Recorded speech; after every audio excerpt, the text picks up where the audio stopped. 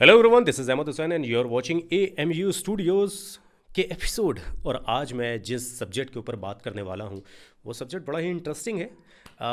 हम लोग एक नया चैनल शुरू कर रहे हैं, एक डिफरेंट चैनल जो बेसिकली AMU स्टूडियोज़ का ही एक पार्ट होगा, बट वो एक डिफरेंट जॉनर के ऊपर है, डिफरेंट लोगों के साथ में है और डिफरेंट सब्जेक्ट है उसका। तो सबसे पहले अमित मेरे साथ में है, कल्पना जी मेरे साथ में है और अर्जुन मेरे साथ में है। तो अमित, तुम मुझे बात बताओ कि ये चैनल जो हम लोग शुरू कर रहे हैं, ये सब्जेक्ट क्या है इसका और इसके पीछे शुरू करने का क्या मकसद क्या है?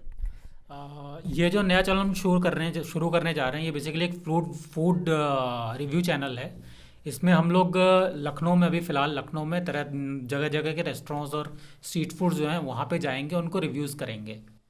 तो ये चैनल जो है, या जैसे कि अमित ने बताया कि एक फूड रिव्यू का चैनल है, यानी कि जैसे देखिए लेकिन इससे पहले मैं आप लोगों को बात बता दूं कि हमारा जो चैनल होगा ये एक थोड़ा सा क्वालिटी वाइज चैनल इसलिए होगा ताकि इस कंटेंट को हम लोग आगे जाके सिर्फ यूट्यूब तक ही महदूद ना रखें। इसके अलावा हम इसको नेटफ्लिक्स, डिज्नी या किसी भी ऐसे प्लेटफॉर्म को हम सेल आउट कर सकें ताकि वो हमारे चैनल को हमारे वीडियोस को परचेज कर सके, ताकि हम लोग उसका कंटेंट का जो क्वालिटी है वो हाई रखेंगे। तो इसमें जो हमारी एक सबसे इम्पॉर्टेंट पार्ट है वो एक रिसर्च टीम होगी। रिसर्च टीम ये तय करेगी कि कहाँ जाके शूट करना है, किन लोगों के साथ में शूट करना है, कंटेंट क्या होगा उसके बीच में, और उसकी उसकी लिटरेचर क्या होगा, उसकी उसकी पूरी पहले क्या था, अब क्या है, कब आया, कब क्या हुआ, सारी चीज़ें। तो कल्पना जी हमारे साथ में है, तो कल्पना जी उस रिसर्च टीम का एक हिस्सा है। और कल्पना जी, क्या आप देखती हैं कि सबसे पहले जो चैनल जो हमारा जो शुरू होने जा रहा है, जिसके पीछे हम लोग तैयारी कर रहे हैं, इसमें सबसे इम्पॉर्टेंट पार्ट क्या ऐसा रखना है और वो कौन से की पॉइंट्स होंगे? देखिए, सबसे पहले तो हमें सेलेक्ट करना है कि हमें किस चीज़ का रिव्यू करना है।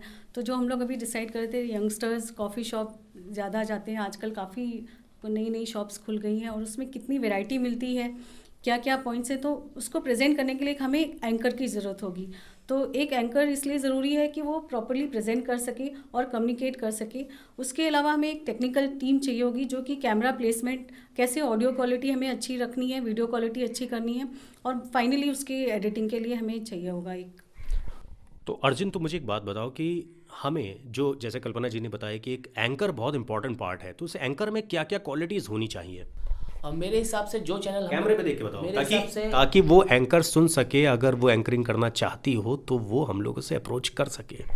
मेरे हिसाब से जो चैनल हम लोग शुरू करने वाले हैं उसमें क्वालिटी जो एंकर में होनी चाहिए, पहली बात तो वो कैमरे के सामने कॉन्फिडेंट होना चाहिए।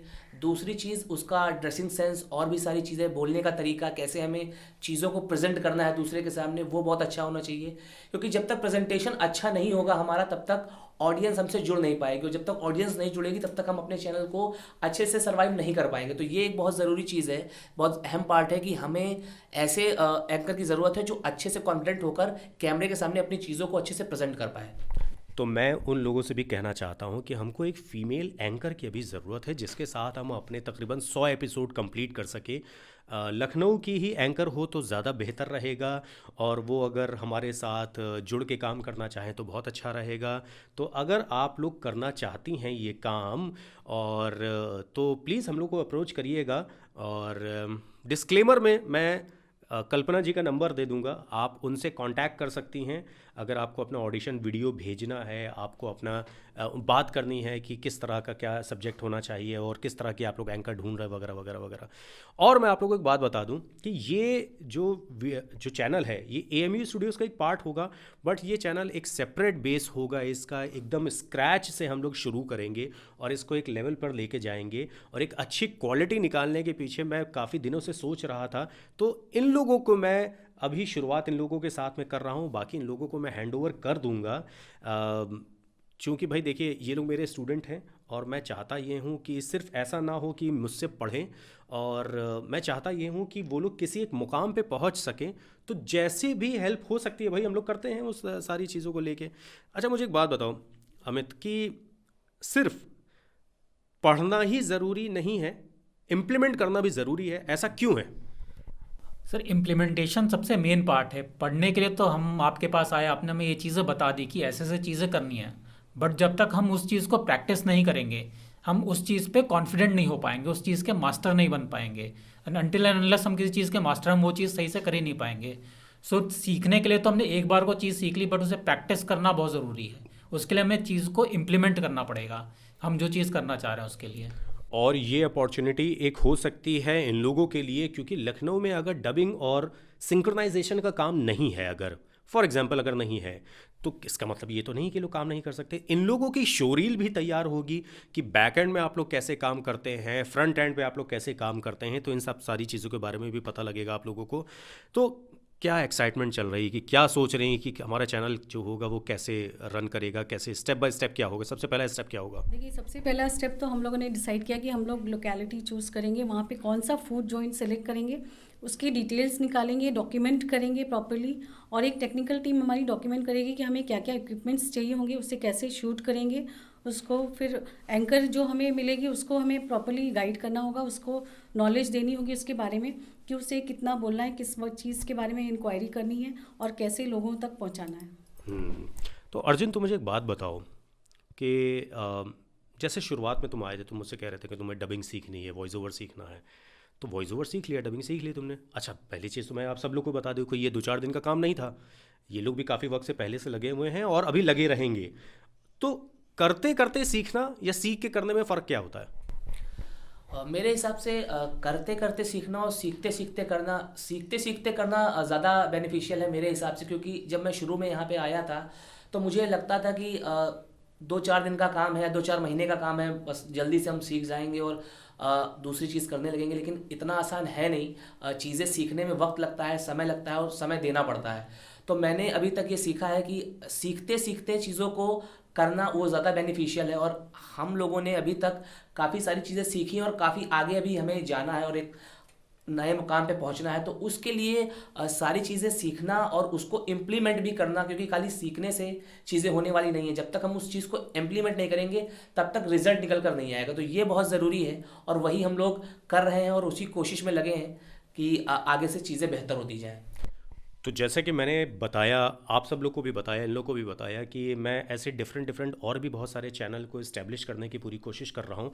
ऑलरेडी मेरे 3-4 चैनल हैं जो चल रहे हैं यूट्यूब के ऊपर, जिसमें से एक आप अभी जो देख रहे हैं AMU स्टूडियोज़ का। ये हमारा बेसिकली क्या है कि इन्फॉर्मेशन चैनल हो गया है, कि अगर हम कोई काम करते हैं तो उसकी इन्फॉर्मेशन आप तक पहुँचा सकें। जितने भी मेरे स्टूडेंट्स हैं, मैं उनके साथ में काम करता हूँ, मैं सोचता हूँ कि मैं उनकी जगह पे हूँ, और ना कि मैं देखिए, मेरा इरादा सिर्फ सिखाना ही नहीं होता है। या देखिए, 2 चीज़ें हैं इसमें, अगर मैं आप लोगों को बात बताऊं, टू बी वेरी फ्रैंक, एक होता है बताना, एक होता है सिखाना। बताने और सिखाने में क्या फ़र्क होता है? सर, बताने में ये फ़र्क होता है कि आपने हमें एक चीज़ बता दी कि अगर मुझे मॉड्यूलेशन करना है तो आपने एक बार बता दिया कि ये एक्सरसाइज कर लो और इतनी प्रैक्टिस कर लो, वो आपने बता दिया। और सिखाने में होता है कि आपने हमें वो चीज़ बताने के बाद उस चीज़ के ऊपर इम्प्लीमेंटेशन करना सिखाया कि ठीक है, ये तुमने मॉड्यूलेशन सीख ली, अब इस चीज़ में इस चीज़ को यूज़ करो, तुम मॉड्यूलेट करो। तो ये फ़र्क है सिखाने में। बताने में आपने बता दिया, अब वो प्रैक्टिस में कर रहा हूँ नहीं कर रहा हूँ किस हिसाब से, वो अलग बात है। बट सिखाने में आपने मुझे सिखा के एक तरह से इम्प्लीमेंटेशन करना भी बताया कि इस जगह इस चीज़ को इम्प्लीमेंट करो। तो इसीलिए मैं कहता हूँ कि वक्त देखिए लगेगा, एक ऐसा नहीं है कि आप 2-4 दिन में इस काम को कर लें और हासिल कर लिया जाए। और एक चीज़ मैं चलते चलते आप सब लोगों से कहना ये चाहता हूँ कि अभी हम लोगों को एक एंकर की ज़रूरत है जो लखनऊ में हो। मैं ये नहीं कहूँगा कि हम लोग रेवेन्यू शेयर करेंगे, पे भी हम लोग करेंगे। एक नया चैनल है, इस्टेब्लिश करने जा रहे हैं, शुरुआत करने जा रहे हैं। फुल HD शूट होगा, ऑडियो क्वालिटी के ऊपर बहुत ज़्यादा ध्यान दिया जाएगा, लैंग्वेज के ऊपर बहुत ज़्यादा ध्यान दिया जाएगा। चूँकि हम लोग लखनऊ से हैं तो हम लोगों को लैंग्वेज के ऊपर ध्यान देना बनता है भाई। और कल्पना जी हमारी इस चैनल की रिसर्च डिपार्टमेंट पे होंगी, तो इस चैनल से रिलेटेड अगर आपको कोई भी क्वेरी है, आपकी कोई भी ऐसा क्वेश्चन है जो आपको समझ में नहीं आ रहा है, and you want to participate also, और अगर कोई स्पॉन्सर भी हो जो थोड़ा बहुत इन्वेस्ट कर सके, तो कल्पना जी से ज़रूर अप्रोच करें आप लोग। जाहिर सी बात है कि 4 पैसा आएगा तो बटेगा, नहीं आएगा तो नहीं होगा, और 4 पैसा तब आएगा जब आप काम करोगे, नहीं करोगे तो नहीं आएगा। तो कल्पना जी, आप कुछ कहना चाह रही हैं लोगों से भाई कि कैसे अप्रोच करा जाए? देखिए, जैसे कि हमने बताया कि हमें फीमेल एंकर की ज़रूरत है, तो आप कोशिश करें कि अपना एक ऑडिशन जैसे होता है तो कोई भी एक clip, audio clip, video clip अपनी रिकॉर्ड करके हमें भेज दें और उसी बेसिस पे हम सिलेक्शन करेंगे। अगर आप सिलेक्ट होते हैं तो हम आपको खुद ही कांटेक्ट करेंगे। फूड से रिलेटेड और फूड से रिलेटेड या कोई भी आप जैसे एंकरिंग करते हैं उस टाइप का एक वीडियो हमें भेज दें। फ़िलहाल शुरुआती दौर में मैं इन लोगों के साथ लगा रहूँगा। जब ये चैनल इस्टेब्लिश हो जाएगा, जब इसके 20, 25, 50 हज़ार सब्सक्राइबर हो जाएंगे, तब ये लोग खुद ही इतने काबिल हो चुके होंगे कि अपने इसी काम से बाहर नहीं निकल पाएंगे। तो आप में से जितने भी लोग हैं हम लोगों से जुड़ना चाहते हैं, अब इस पर्टिकुलर प्रोजेक्ट से रिलेटेड आप कल्पना जी से बात कर सकते हैं। फर्दर कोई और काम है तो आप मुझसे भी बात कर सकते हैं। और डिस्क्रिप्शन में मैं एक नंबर और दे रहा हूं, अगर आप लोगों को क्लासेस ज्वाइन करनी है जो कि जनवरी में आ रही हैं। जनवरी में फिर से इस्टेब्लिश होंगी क्लासेस, यानी कि 1 जनवरी से। तो उससे पहले इनरोलमेंट उसके होंगे। तो आप लोग अपने आप को इनरोल कराना चाहते हैं, हम लोगों के साथ में जुड़ना चाहते हैं, तो एक नंबर मैं आपको दे रहा हूँ, उस पर आप लोग कॉन्टैक्ट करिएगा। तो ये एक छोटी सी कोशिश है हम लोगों की, कोशिश ही कह सकते हैं, और क्या हो सकता है। देखिए, सबसे बड़ी बात क्या होती है, क्रिएटिव इंडस्ट्री में एक कहा जाता है ऐसा होगा, ये कर देंगे, ऐसा हो रहा है ये कुछ नहीं मालूम है। तो कोशिश कर रहे हैं हम लोग अभी। तो आज ही ये डिसाइड हुआ है कि क्या करेंगे, पहला चैनल हम लोग का कौन सा होगा जो स्टूडेंट्स के साथ में होगा। और मैं हमेशा से सब लोगों से ये कहता रहता था, या सब लोगों से तो नहीं, मैं एक दो फ्रेंड से अपने कहता रहता था कि भाई स्टूडेंट्स को सिर्फ बताना और सिखाना ही सब कुछ नहीं है, उनको एक प्लेटफॉर्म दिलाना भी बहुत ज़रूरी है। कहाँ अपना टैलेंट शोकेस करेंगे, कहाँ जाएंगे, पैसा कैसे कमाएंगे। तो पैसा कमाने का एक ज़रिया ये भी हो सकता है, जिसमें ये लोग वॉइस ओवर तो करेंगे, डायरेक्शन भी ये लोग करेंगे, कैमरा हैंडलिंग भी ये लोग करेंगे, ऑडियो भी ये लोग रिकॉर्ड करेंगे, एडिट भी आकर ये लोग रिकॉर्ड करेंगे, उसके बाद में सॉफ्टवेयर पर कैसे काम होता है ये लोग भी यही सारी चीज़ें करेंगे। तो जब ये लोग बाहर जाएंगे, मार्केट में निकलेंगे, तो एक चीज़ समझ में आएगी। और उसके बाद जब चैनल अच्छा चलने लगे तो 20% मेरा कमीशन याद रखिएगा आप लोग।